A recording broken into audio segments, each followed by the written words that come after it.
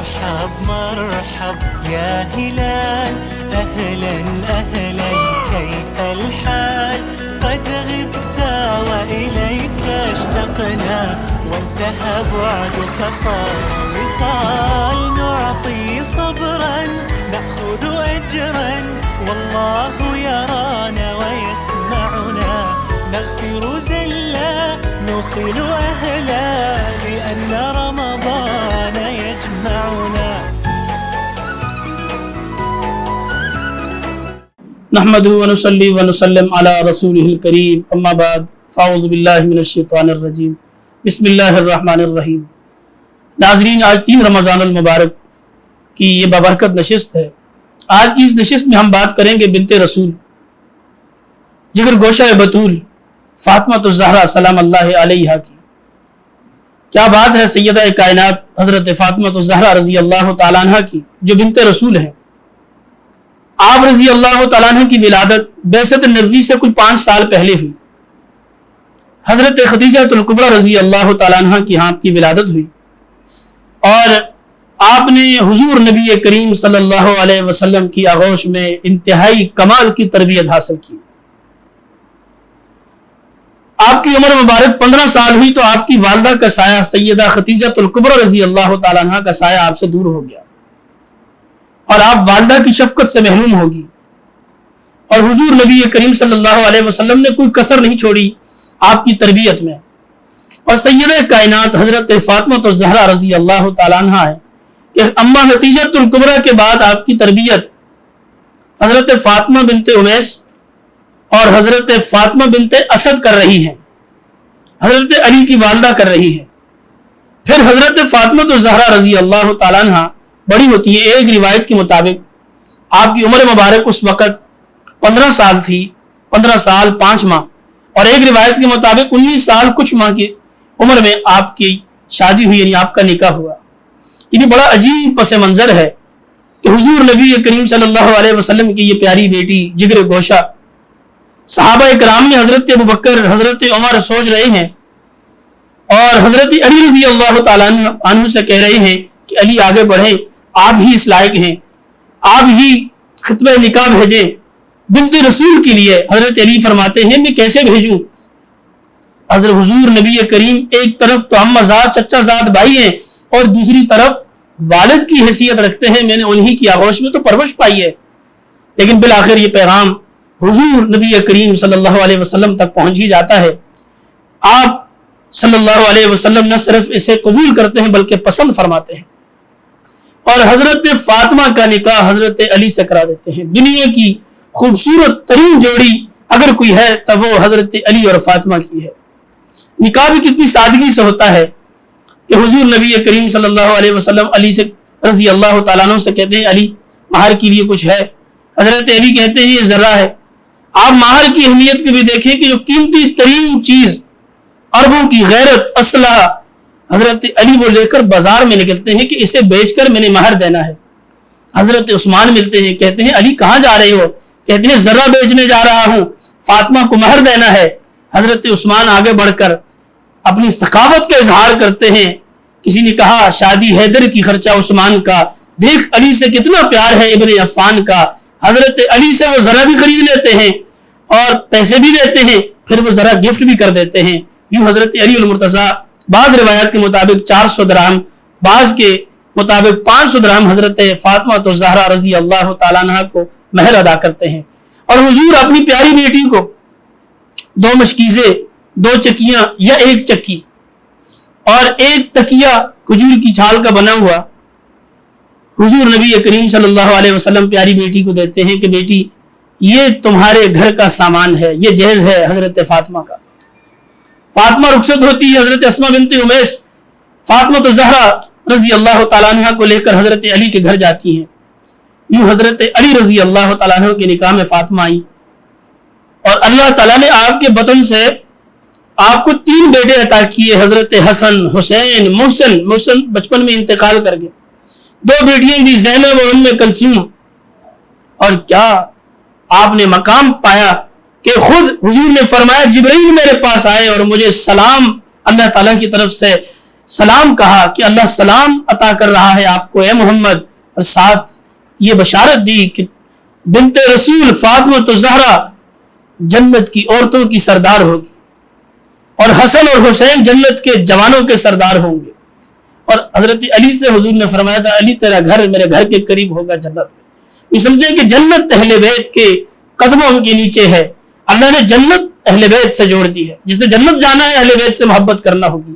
جس کے دل میں فاطمہ کی محبت نہیں، حسن اور حسین کی محبت نہیں، علی المرتضیٰ کی محبت نہیں، اس مقدس ترین خاندان کی محبت نہیں، وہ جنت کی خوشبو بھی نہیں سونگھ سکتا۔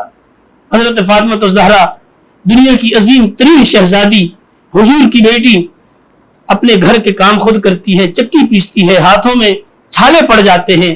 ایک مرتبہ حضور نبی کریم صلی اللہ علیہ وسلم کے دربار میں تشریف لائی، آپ کو معلوم ہوا کہ کوئی غلام آئے ہیں، دیکھا کہ آقا انعامدار گھر میں نہیں ہے، سیدہ عائشہ صدیقہ رضی اللہ تعالیٰ عنہ سے ملی اور ان سے بات کہہ دی۔ حضور آئے، حضرت عائشہ نے بتایا کہ فاطمہ آئی تھی، فوراً حضور نبی کریم صلی اللہ علیہ وسلم فاطمہ الزہرا کے گھر گئے۔ فرمایا بیٹی کیسے آنا ہوا تھا؟ کہنے لگی ابا جان اس لیے آئی ہوں کہ علی کے گھر کی خدمت کرتی ہوں، بچوں کی خدمت کرتی ہوں، مشکیزیں کندھوں پہ اٹھا کے پانی کے بھر کے لاتی ہوں، ہاتھ سے چکی پیستی ہوں، ہاتھ میں نشان پڑ گئے ہیں، کندھوں پہ نشان پڑ گئے، سوچا کہ ابا جان کے پاس جاؤں، اور ہو سکتا ہے کوئی غلام ہو وہ عطا کر دیں، کوئی کنیز ہو وہ عطا کر دیں۔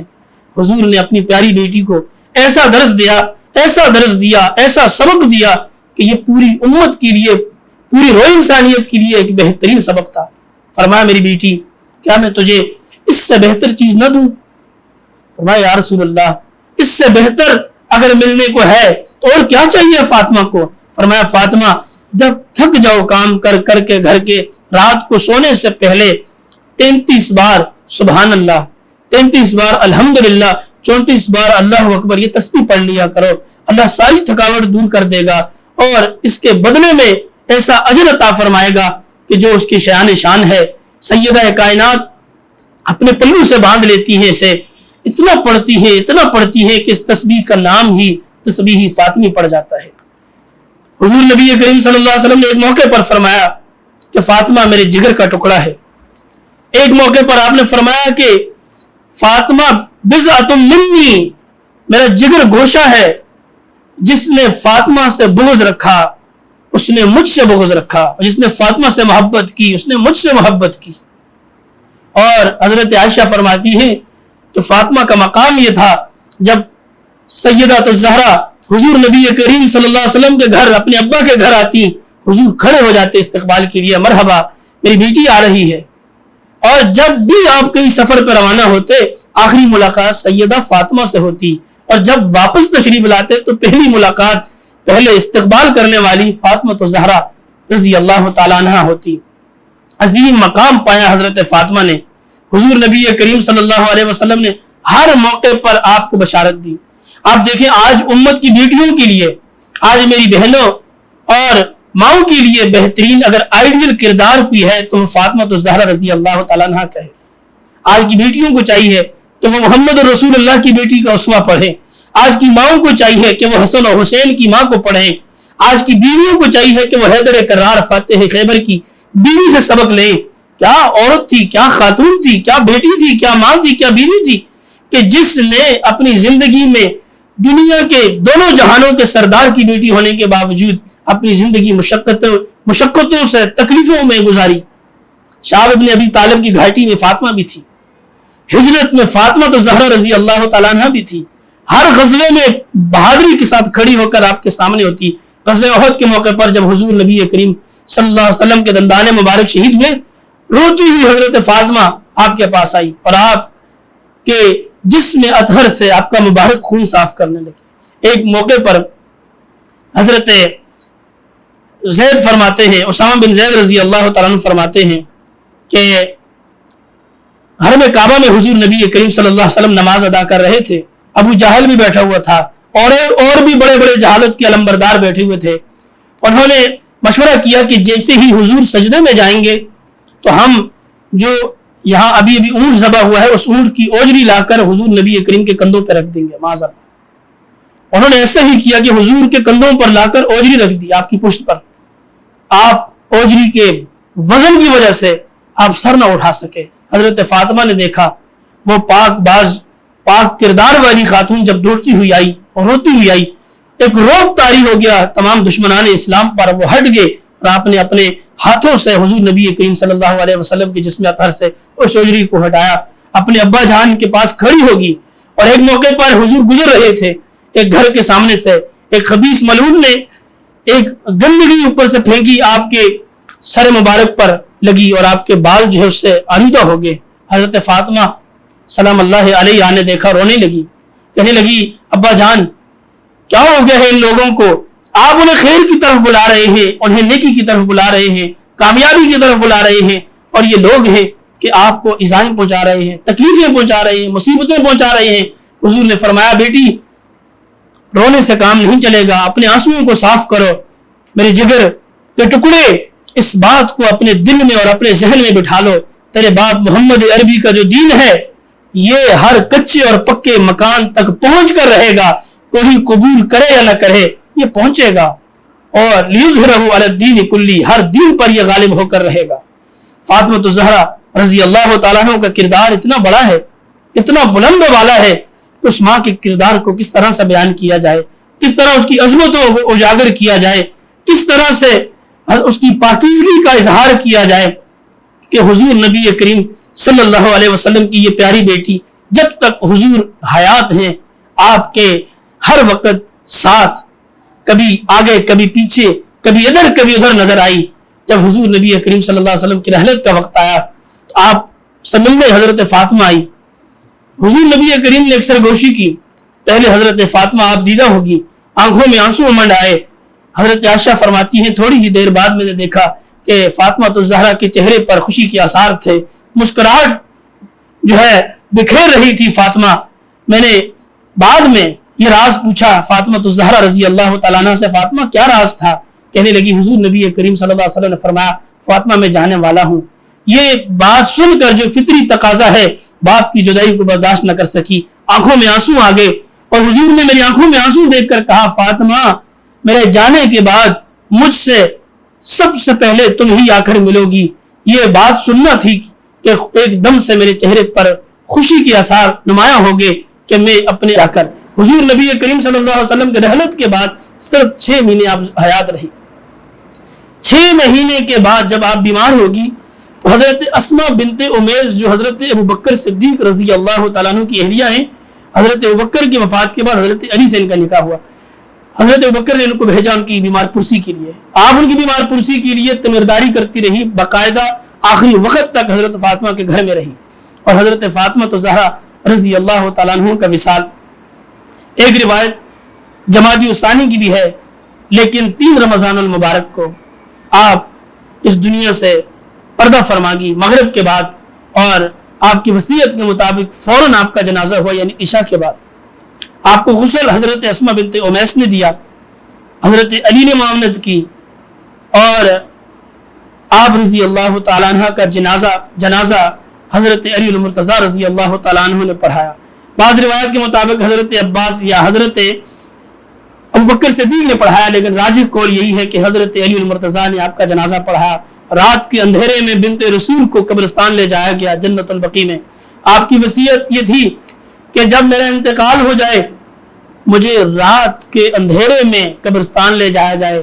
آپ نے حبشہ میں یہ دیکھا تھا کہ حبشہ میں ہوتا یہ تھا کہ حبشہ والوں کی یہ رسم اور رواج تھا کہ وہ جب خواتین کا جنازہ لے کے جاتے تو کھجور کی چھال ان پر ڈال دیتے میت پر, تاکہ لوگوں کو معلوم نہ ہو کہ یہ میت کس کی ہے. حضرت فاطمہ نے کہا یہ ریت مجھے اچھی لگی, جب میرا جنازہ اٹھے ایک تو لوگوں میں اعلان نہ کرنا, عام لوگوں میں مختصر لوگ جتنے لوگ اس وقت میسر ہوں جنازہ ہو, دوسرا میرے جنازے کو تنہائی میں لے کے جانا اور چارپائی پر کھجور کی چھال ڈال دینا تاکہ لوگوں کو یہ معلوم نہ ہو کہ یہ بنت رسول کا جنازہ ہے.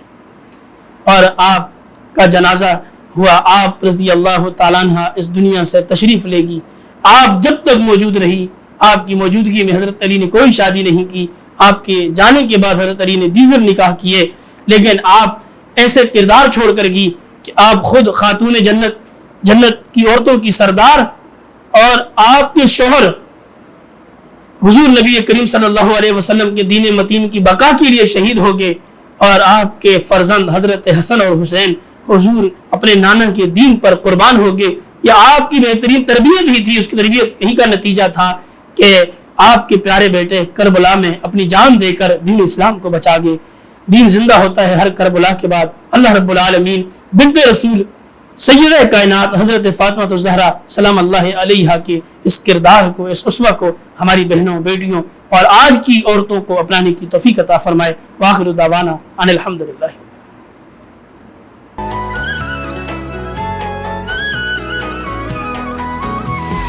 مرحب مرحب يا هلال، أهلا أهلا كيف الحال؟